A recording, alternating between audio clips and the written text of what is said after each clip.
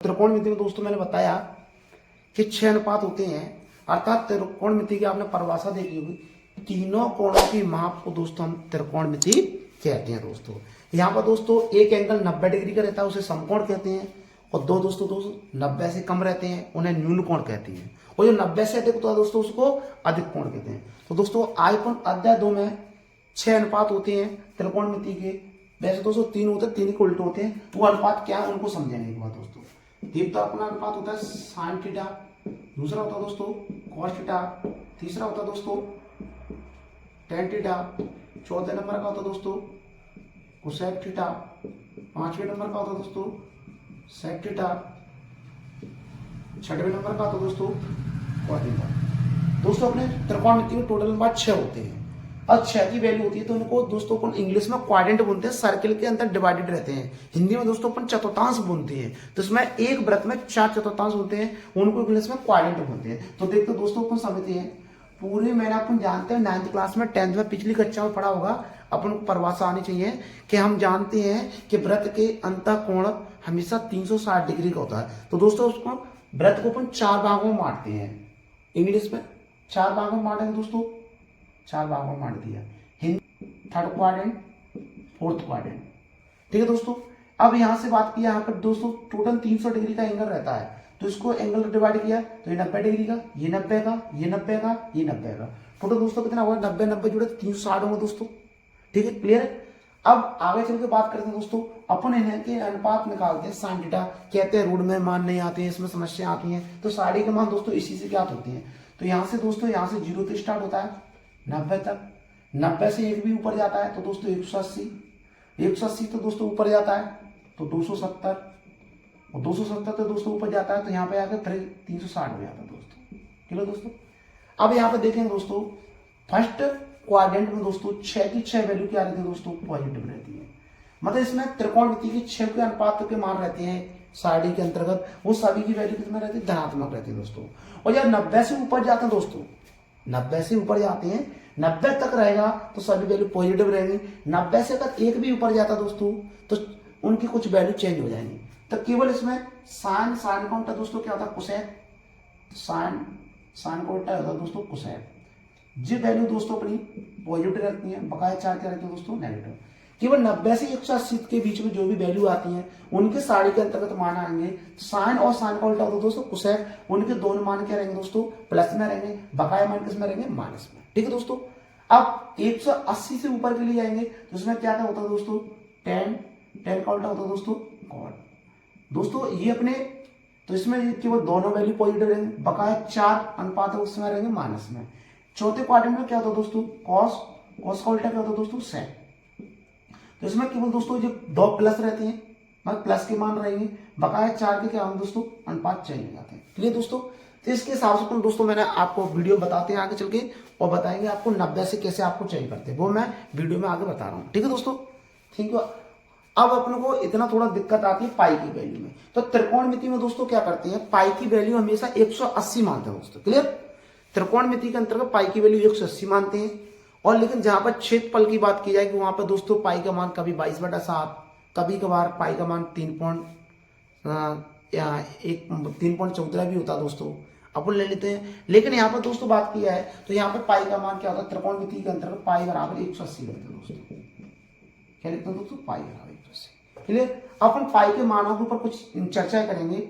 जैसे अपने 100 जैसे 0 लिखा है तो दोस्तों 0 का हमेशा क्या लिखते हैं, 0 बराबर हमेशा 180 होता है, 0 बराबर 180 हुआ दोस्तों तो क्या होगा, पाई होगा।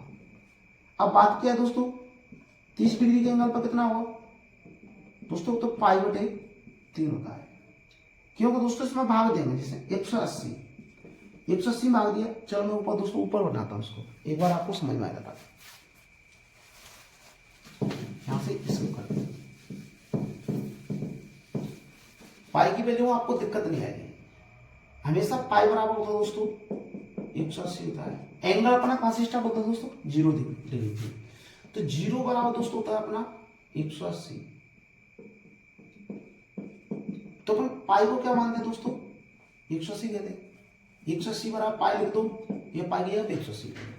अब यहाँ पे एंगल दोस्तों अपना 30 डिग्री का होता है, तो इसको लिखेंगे 30 डिग्री होता है, तो 30 को यहाँ पे कितना लिखेंगे, तो इसमें कितना भाग दे देंगे, 30 आना चाहिए। तो 6 का भाग दे दिए दोस्तों मैंने, 6 3 18 30 आ गया। तो इसमें कितना लिख देंगे, पाई बटा 6।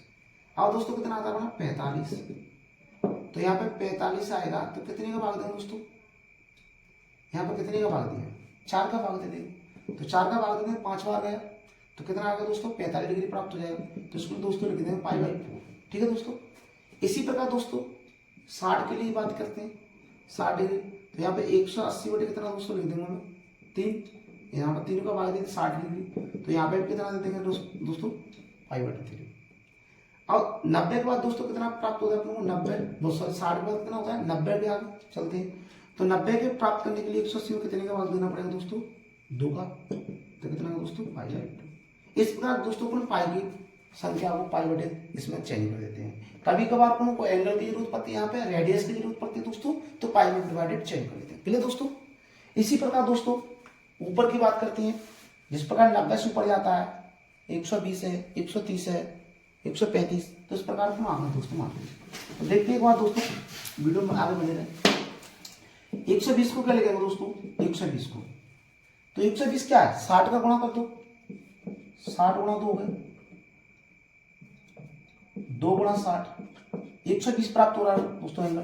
तो यहाँ पे क्या लिखना, 2, 60 को कितना लिखा दोस्तों, पाई बटे 3, तो 2 पाई बटे 3।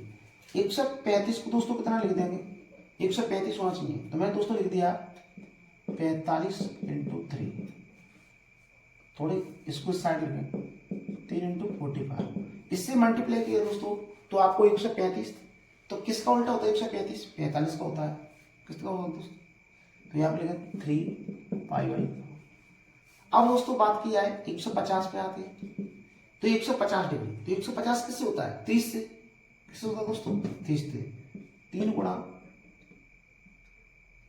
अपन दोस्तों यहाँ पे 5 से मल्टीप्लाई करेंगे, 30 लिख देंगे, इससे मल्टीप्लाई किया कितना दोस्तों आएगा 150 मीटर। तो इसको कितना लिख दिया अपने, 30 डिग्री को कितना लिखा है, पाई बाई 6, तो यहाँ पर लिखते हैं पाई बाई 5 पाई बाई 6। अब आगे कितना आता है दोस्तों अपना, 180 होता है। 180 किसका, 90 का उल्टा होता है, तो 90 का उल्टा करके लिख दो, तो कितना होता है 90, 2 × 90, 180 हो गया दोस्तों। अपने इसको क्या लिख रहे हैं, पाई बटे 2, तो यहाँ पर लिखेंगे 2, तो इसको पाई बटे 2 लिखते हैं। अपन को पाई बटे 2 चाहिए, तो दोस्तों अपन को क्या चाहिए 90, तो पाई बटे 2, तो इसके लिए कितना कर देंगे, केवल यहाँ पे 180 प्राप्त, लेकिन चाहिए कितना दोस्तों अपन को 180, तो यहाँ पे 2 का मल्टीप्लाई कर देंगे, तो 2 पाई हो गया, कितना होगा दोस्तों 2 पाई।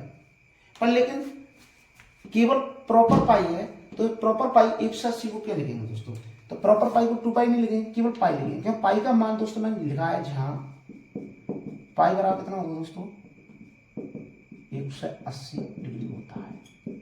ठीक है दोस्तों, मैं आशा करता हूँ आपको ये वीडियो समझ में आई हो, और आगे अपन साइड को समझाने के लिए चलते हैं वीडियो इसी में। थैंक यू दोस्तों।